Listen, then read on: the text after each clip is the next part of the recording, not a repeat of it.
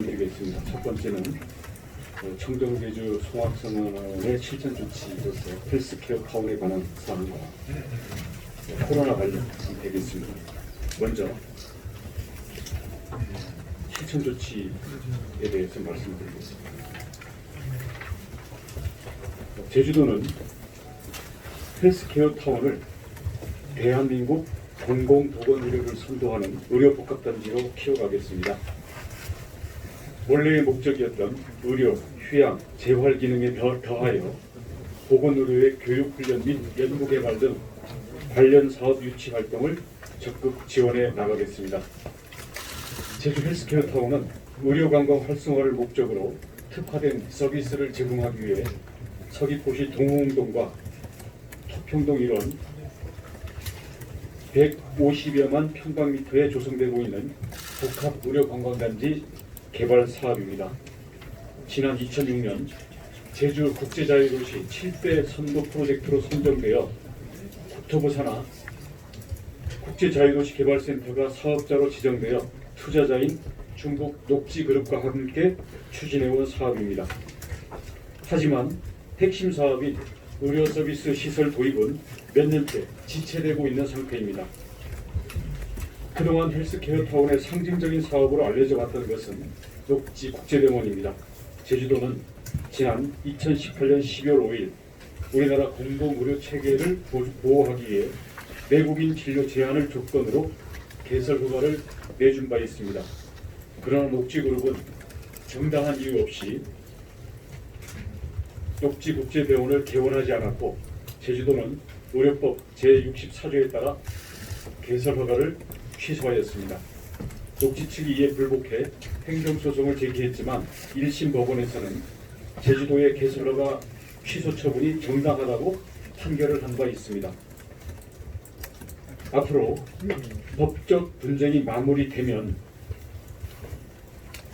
대안 사업을 추진할 수 있도록 제주도는 보건복지부, JDC, 녹지그룹이 참여하는 협의체를 구성하여 녹지국제병원의 활용 방안을 찾기 위한 논의를 진행해 나갈 것입니다. 이와는 별도로 전국 대비 높은 수준의 공공의료 지원 체계를 구축하고 있는 제주의 특성을 살려 헬스케어 타운 전체를 보건의료 복합단지로 키워나가기 위한 방안을 추진하겠습니다. 최근 JDC는 헬스케어 타운 내에 의료 서비스 센터를 직접 투자하여 건립하고 있습니다. 이러한 의료 인프라 계획에는 국내뿐만 아니라 국제적인 보건의료 지원 사업 인력을 양성하는 교육훈련 전문기관을 유치, 설립하는 방안이 포함될 필요가 있습니다. 또한 다양한 보건의료 콘텐츠를 한데 모으고 이를 국내외에 알리는 홍보기관 설립도 검토해 나갈 것입니다. 제주도는 중앙정부와 JDC, 의료 전문기관들과 전문가들이 참여하는 협의체를 구성하여 코로나19의 세계적 확산으로 보건의료의 중요성이 커지고 있는 현실에 맞게 기존 사업 내용을 재검토하여 새로운 사업 방안을 찾아 나가겠습니다. 제주도는 헬스케어 타운에 대한 투자와 개발이 제주의 미래 가치에 기여하고 대한민국 보건의료를 선도하는 성공적인 모델로 귀결될 수 있도록 준비해 나가도록 하겠습니다. 네, 여기까지는 청정제주 송악선언에 관한 헬스케어 타운에 대한 실천 조치에 대한 전반적인 방향을 말씀드렸고요. 다음으로 코로나 최근 상황과 관련돼서 제주도의 입장을 말씀을 드리겠습니다. 존경하는 도민 여러분, 전국적으로 코로나19가 거세게 확산되면서 제주에도 큰 영향을 미치고 있습니다. 이에 따라 제주의 방역을 강화하기 위해 제주형 사회적 거리두기를 18일 0시를 위해 2단계로 격상합니다. 거리두기 격상을 판단하는 핵심 지표인 제주의 주당 1일 평균 확진자 수는 5명으로 격상 기준인 하루 10명에는 미치지 않습니다. 하지만 최근 여행객과 도외 방문 자발 확진자의 집중적인 발생으로 인한 피해가 도민들에게 우려되고 있고 또 관광객들과 도민사회의 거리두기에 참여를 더 촉진하기 위해서 2단계로 올리게 되었습니다. 2단계 격상에 따른 자세한 내용은 보건복지국장께서 별도로 설명드리겠습니다만 핵심적인 사항은 음식점과 일반 우리 자영업들이 있어서 9시 이후에 백장 영업이 금지되는 내용이 되겠습니다. 그 밖에 스포츠 시설들의 운영에 있어서 운영에 제한이 더 강해지는 등의 조치가 있겠는데요. 그동안 진행해왔던 1.5 플러스 알파에서 대부분의 영역에 대해서는 2단계에 준하는 거리두기를 해왔기 때문에 비록 일선의 자영업자들에 대한 영향은 더 커지겠습니다만 큰 틀에서의 혼란은 크지 않으리라고 보여집니다. 하지만 2단계로 격상이 되게 되면 핵심적으로 달라지는 사항은 검사 비용에 대한 100% 국비 지원이 이루어지게 됩니다.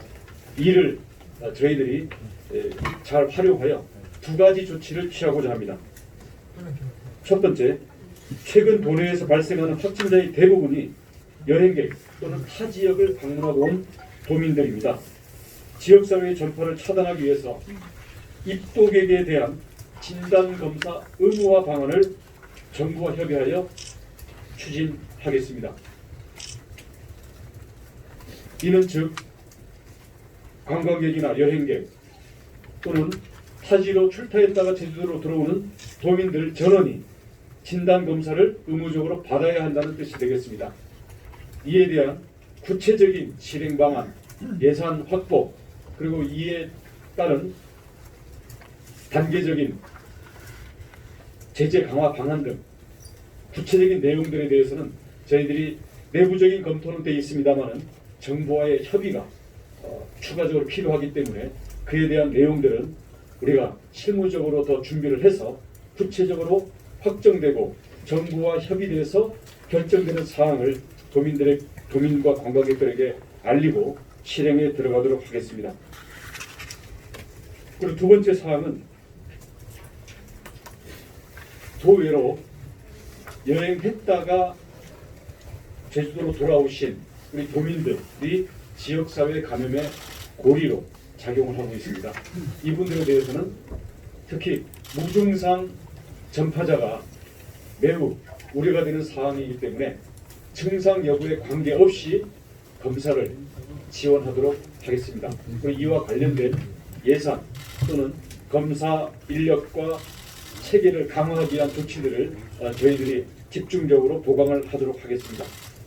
다시 말씀드리면 거리두기 2단계는 우리가 도민들의 거리두기뿐만 아니라 도내로 입도하는 여행객들과 도외에 왕래하는 육지 방문 도민들에 대해서 진단 검사를 의무화 또는 전원에 대해서 지원하겠다는 내용을 포함하는 것입니다.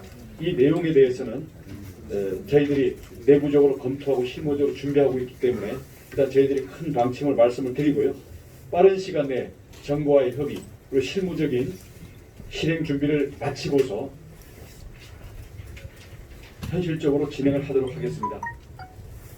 도민 여러분, 지금 확산세를 막아내야만 우리의 일상을 지키고 지역경제의 회복을 꾀할 수 있습니다.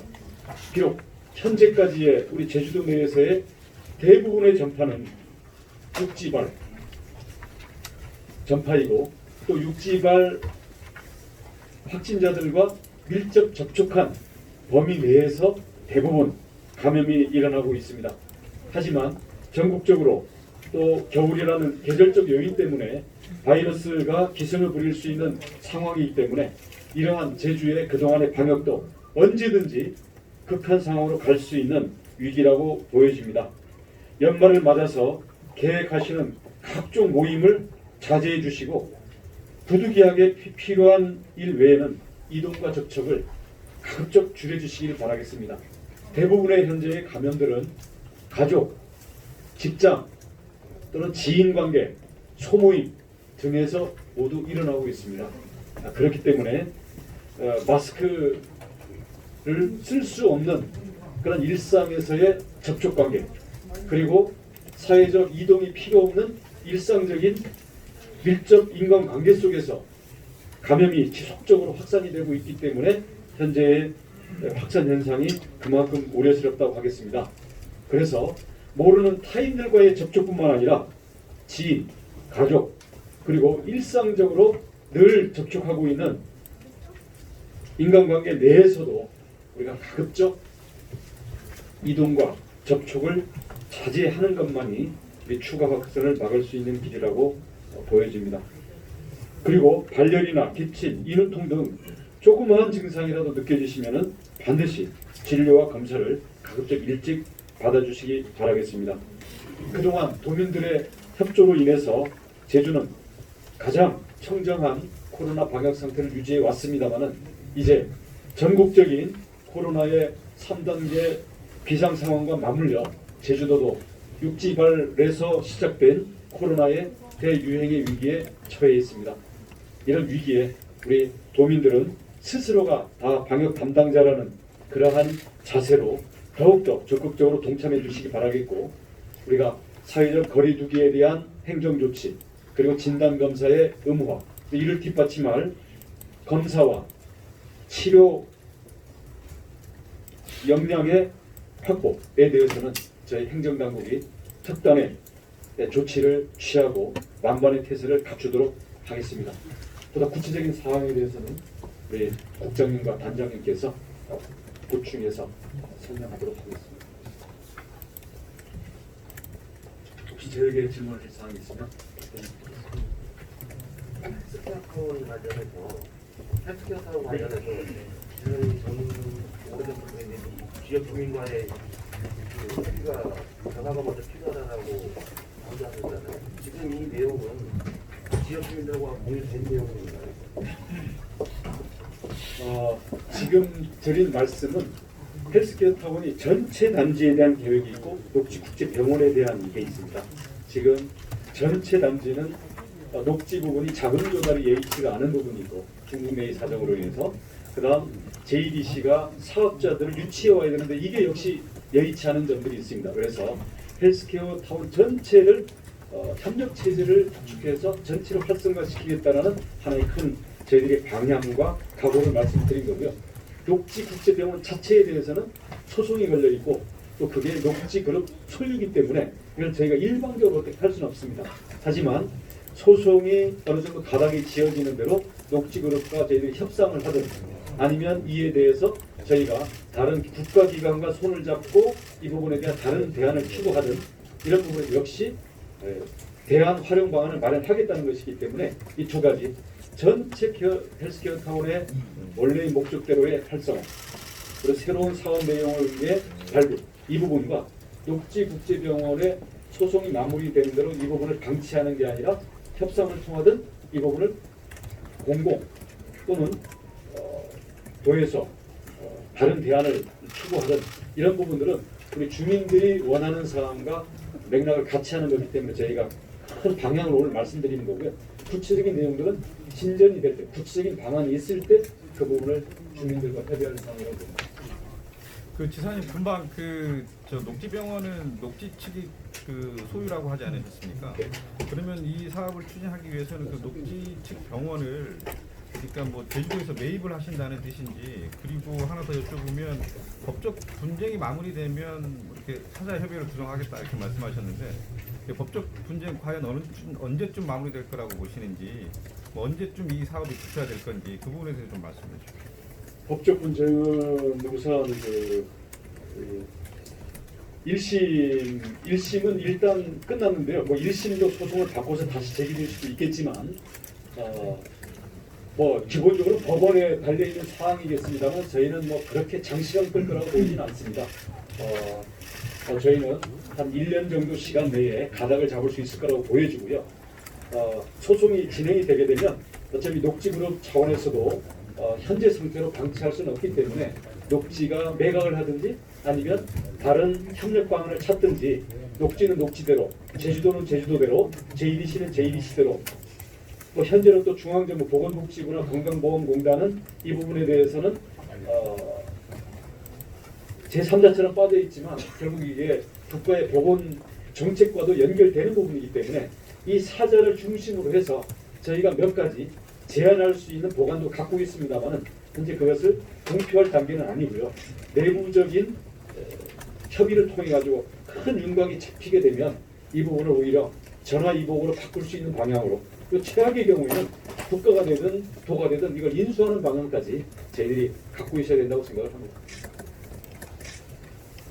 코로나 이야기 격상과는 지금까지는 어쨌든 학생자들이 조직부에서 방역 체계 안에 있었기 때문에 이제 격상을 어려울 텐데 지금까지도 어느 정도가 확인이 되고 있고 방역 체계 안에 있는 걸로 보는데 격상하게 된 결정적인 이유는 지금 신규로 발생하는 환자들이 방역 체계의 범위를 벗어나는 경우들이 나타나는 저희가 그 격상을 하는 이유는 지금 다른 지역과 제주에 이 격차가 있기 때문에 어떻게 보면 풍선 효과가 있다고 보여집니다. 그래서 제주도에서는 9시 이후에도 그래서 마음껏 노래방을 갈 수 있다든지 음식점에서 회식을 할 수 있다든지 이런 부분들이 이 부분을 아무튼 좀 최소화시켜야 된다는 저희가 한계선상으로 지금 감염 자체가 쌓여가는 부분도 있고요. 또 하나는 도민들의 불안과, 우리 도민들은 자제하고 있는데 이 부분들은 결국 거리두기의 바깥에서 어찌 보면 뭐랄까요, 참여를 안 하고 있는 게 아니냐, 이런 위화감들이 조성이 되고 있기 때문에 이런 점에서 저희들이 더 늦기 전에 이 부분은 맞추실 필요가 있다고 보는 겁니다. 그리고 전국적으로 지금 3단계 격상 여부가 논의되고 있는 거기 때문에 우리 제주도는 2단계 정도를 유지한다 하더라도 큰 틀에서 경제에 미치는 타격에 대해서 우리가 감수할 수밖에 없지 않는가. 언제까지 시간을 일단 저희들이 종결 시점에 대해서 아직 저희들이 정하진 않았습니다만은 기본적으로는 한 2주 정도를 기간을 설정하고 그 경과를 보면서 추가 연장 여부를 결정하게 됩니다. 지금 1월 3일 정도까지 예정하고 있는 거죠?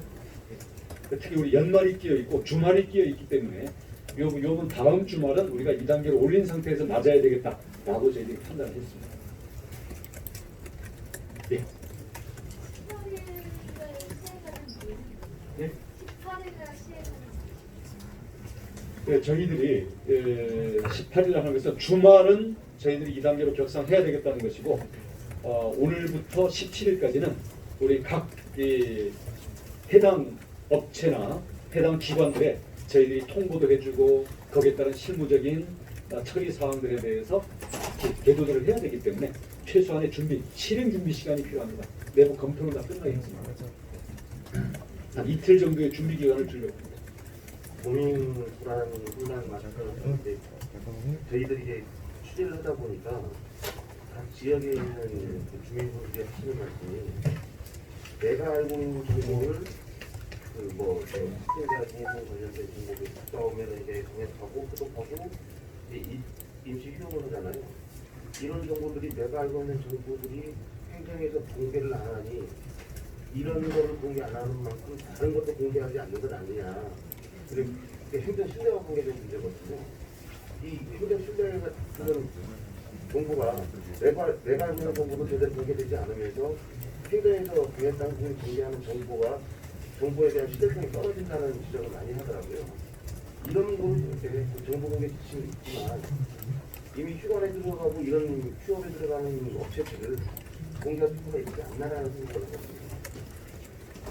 참 이게 저희들이 늘 고민이고 어려운 부분입니다. 양쪽을 저희가 충족을 시켜야 되는 부분이 있는데요.